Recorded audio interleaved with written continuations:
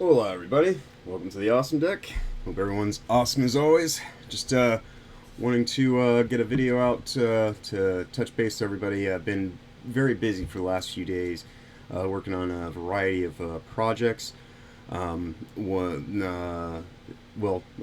on both the obvious Ethernet port issue. I was in contact with my ISP over the weekend.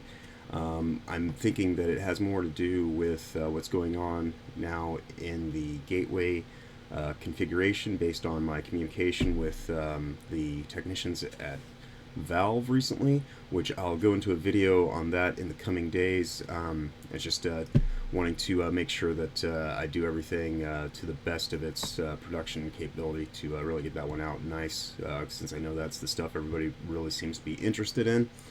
But looks like hopefully by week's end, this JSAUX M.2 docking station saga should hopefully be at its end, because it really seems like we're dialed into where the issue lies right now, and it really just comes down to Valve wanting me to try a few more technical diagnostics to see if we can rule out the issue for everyone else going down the line for the long term. Because this is, as I've said many times in earlier videos, we are in unfounded territory, and we're all blazing a trail here, and we have to work together to really see this thing through to its end. Which I actually got a few comments from people here at the channel and just roundabout in the world, saying that they were kind of surprised that Valve had been working with me in this issue, trying to get it resolved. And to which I just pointed out to him that there might have been an initial kind of unsteadiness, but I think everyone here is fully aware that we're working on this situation together. I'm doing some free diagnostic work. In my past, I've been a quality assurance technician at various levels and things like that. And so I've got a stress test coming this week also, where the Awesome Deck project has actually been completed successfully. And so I'm just working on producing the video for that to actually bring it to you all in a way that's a little bit more entertaining and well edited. But those projects will be out later in this week. But I really just kind of wanted to touch base with everybody and first go over those points, let you know that we do have more big content coming. But then, as you can see on the screen next to me, I've got this window up talking about PlayStation Remote Play. And the reason why I'm bringing this up is my nephew Dylan requested that I do a video on this as a addendum to the video I put out last week about virtual docking networks, utilizing Chiaki and Moonlight through Steam to create a online broadcast studio environment, which you can integrate into OBS, which is kind of what we'll be going over today, on a way that you can do that a little bit more easy and straightforward just by using the base source softwares that are available either through Sony directly, is where you go to actually get the PlayStation Remote software. As you can see, you just scroll down here, find the console that it is that you're working with, and I have a PS5 console myself, and so you would click on this link right here, and upon doing so, it just tells you what you'll need for your requirements, everything like that. And then I believe that it also has the install file on this page, yep, which I have already installed. You do have to agree to the terms, but once you get it there, you can, you can get it installed onto your system, and then of course it's just a matter of installing it, at which point in time it'll just be on your desktop. And then the other thing that we'll also want to do, let me go ahead and make this a little smaller, is we'll want to be in our Steam library, And the reason why we're going to do this in Steam is you can actually search for, let's see, let's go ahead, go to the store here, and they actually have a place within Steam where you can actually just download OBS yourself as a free software. I've already downloaded it, as you can see. It is in my library, but I would highly suggest, if you are interested in doing any kind of broadcast systems, interfacing, um, if you download it through Steam, it's a good reputable source, and it will very easily integrate and tie into all of your other things a little bit easier for some of the stuff that you'll see in the coming days. But with that stated, it's really just a matter of, getting the softwares installed, and the OBS isn't really even necessary. My nephew just wanted me to bring that up because it is a software that I used in conjunction with making these videos, of course. But from the video that I made last week, he is now on his own Twitch channel where I do wrestling commentary with him in an online fantasy wrestling league and some analytical wrestling conversations on Mondays and Friday nights. If you're interested in seeing me outside of this setting, a little bit more unrestrained, definitely adult level humor. So I can assure you I have a salty dog mouth, just not always here. But if you want to check that out, it's under Black Ice Wrestling, but that's neither here nor there. Point being, though, because he is using that and was able to kind of get an immediate boost in his production quality, he told me how important it was that I should make a video about this to kind of get it out there so people know. Because I myself wasn't even aware. I do all my stuff using Moonlight and Chiaki, their open source third-party softwares, but he went ahead and just downloaded a PS Remote app for the PC, and I was unaware that it was actually available on PC up until he had told me. But it has evidently been available on PC now for a little over a year. Previous to that, you could only download the PS Remote app on phones and Apple devices, Apple branded devices. So I'm not totally sure on everything that caused the change, but it definitely does make it a little bit easier to get into your console.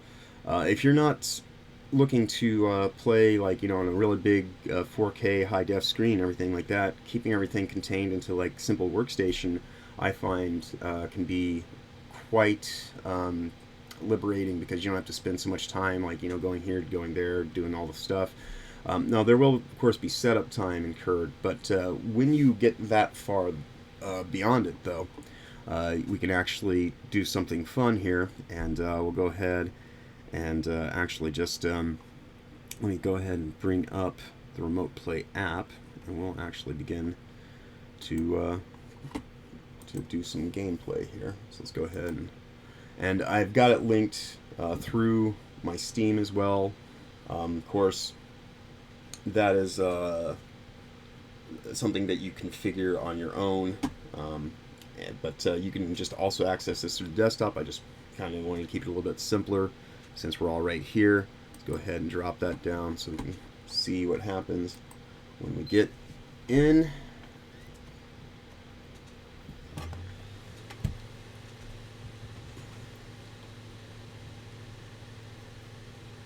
And so you can actually see that we are operating a PS5 inside the Windows environment, also along with the OBS as it's happening.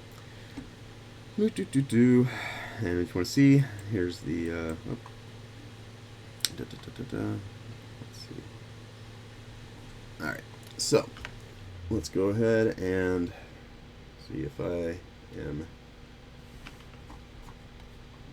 in the window. There we go. Alright, cool.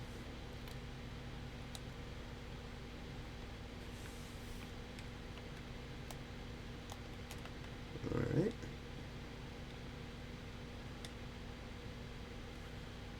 I'm going to be having issues now. Yeah. I have honestly have had some connectivity issues with this myself, which is why I prefer to use the Moonlight and the Chiaki. Um, at the moment, as you can see on the screen, let's see, it's throwing up some menus. It might also be, I have noticed this weird tendency in this thing that it almost has to be in my primary display window to actually work correctly. I'm not quite sure what that's all about. But alright. Let me see if I can.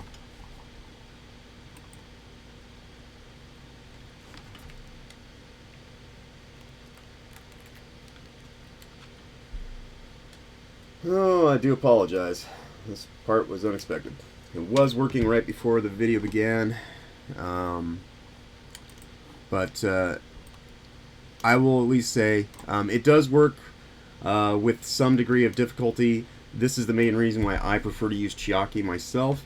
But if you can get this working, it generally works with either a PS4 controller or a PS5 controller, but the best way to make sure that they work is you have to make sure that they're not synced to any other device, which I have done with both of these, so I'm not quite sure what the conflict is. It seems to be something in Steam trying to make it operate as a desktop mouse, so that's somewhere in my configuration. I'll have to get that sorted out, so I do apologize. I'm not going to be able to give the full demonstration.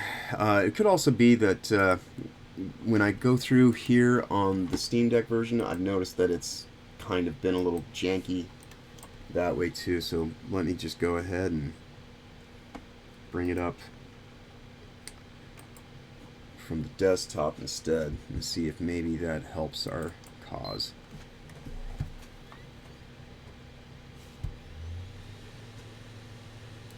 Now hopefully one thing you're getting from these videos is you know, I don't want to show you everything all nice and polished all the time. Sometimes you know, I find the best ways to get things sorted out is to see where their breaking points are, see where the difficulties lie, and then kind of try to amend them from there.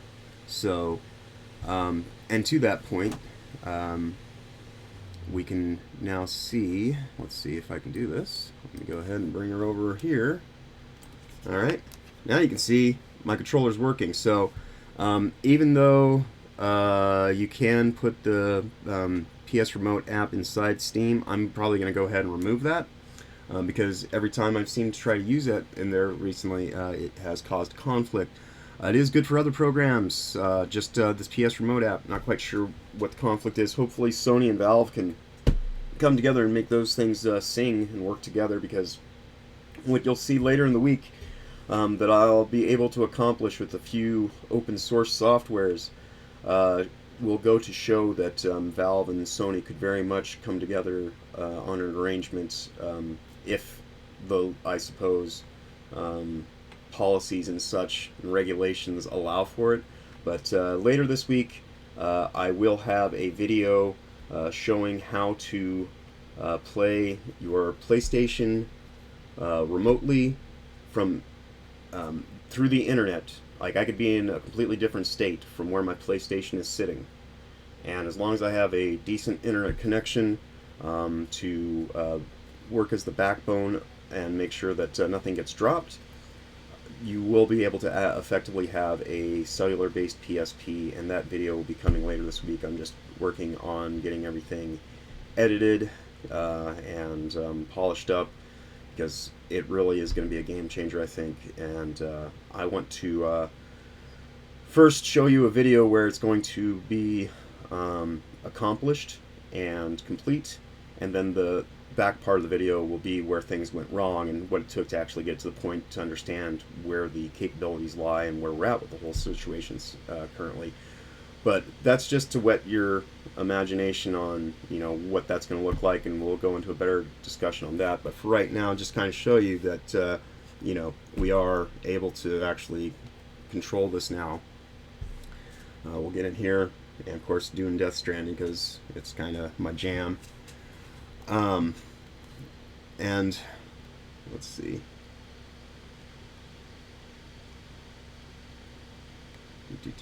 Grab our bike. Alright, let's grab that.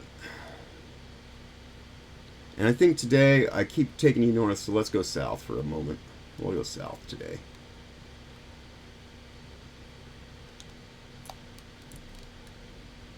But just so you know, I mean, this is being recorded through my OBS system. So if I wanted to, say, go live, do a PlayStation broadcast of sorts, I could totally do that. And the broadcast would still go through, the normal PlayStation channels in ways, but I could completely bypass even doing a PlayStation-based broadcast, because I could just take this feed directly into my OBS, and then from OBS create a Twitch-based game gamecast, either there, or like if you use YouTube, what have you. You can configure all that stuff through OBS. But as you can see, we got more wonderful mile markers that have been reached by other people in the game. I've got quite a few in here, but definitely there are a lot of people that have put in time and effort on the road as well. And I do appreciate everyone's efforts here in the Steam Deck community, along with what we do in games like Death Stranding. It's just really kind of the other reason why I like to use this game, is because even though you have to focus on solely what's in front of you, it's through the efforts of other people and things like that, laying down tracks for you, leaving a rope behind, just being a message in a bottle, so to speak, to kind of like make sure that we still have that human connection, and things are just like really being as optimal as possible, to build this world and get it put back together right. But I kind of feel like I might just start turning into a little bit of word soup and salad here in a second. So let me just kind of like drive a little bit more down the way, and then we'll call this video pretty well and good here in just a moment, I think. But I hopefully am able to show you the possibilities. If I wanted to just start streaming right now, I could hit a button within my OBS, and it would take this video broadcast while it's being recorded live into Twitch, is how I have it set up. But you can also set up OBS to do a wide variety of things, which will be stuff that I will get into covering as we learn more about the capabilities of the Awesome Deck, and how it will be able to help people create their own platforms for expression and creativity. So with that said, I think this is pretty much all we can really put our time at knocking out today with this. I think it's a pretty good assessment of what you can expect, and kind of get a nice little scenic route of what it looks like when you start getting the roads completed here in Death Stranding. But other than that, I would say that we have a lot to look forward this week, and I will try to get those to you as quickly as possible. Like I said, the video for the JSAUX Dock, I spoke to the technicians at my ISP, and then I have some instructions from Valve to record and do as an instructional. And then if that doesn't take care of the issue, then I'll be getting back in contact with the ISP, because at that point we'll have ruled out that it is the ISP DNS connection that is needing to be configured appropriately.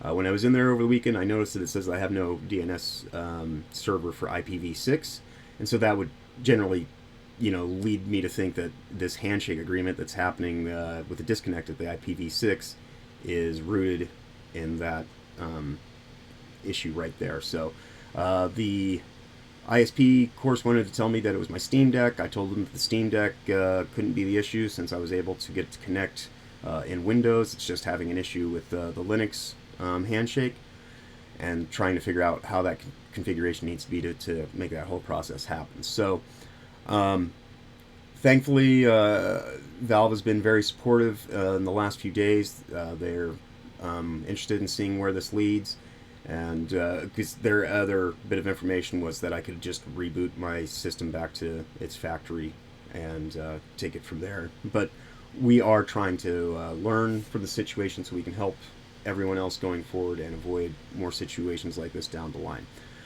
But again, I just want to thank you all for the time that you've taken today to listen to me ramble on about these things and touch base with you. If you have any questions, concerns, interests or desires of things to cover, any of that stuff, that's what comment section's for. Of course, you can always hit us up through the email as well. I believe it's the.awesome.deck@gmail.com.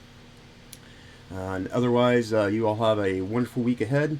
Be awesome as always. And we will have a wonderful time here in the coming days, I'm sure. And we will see you soon.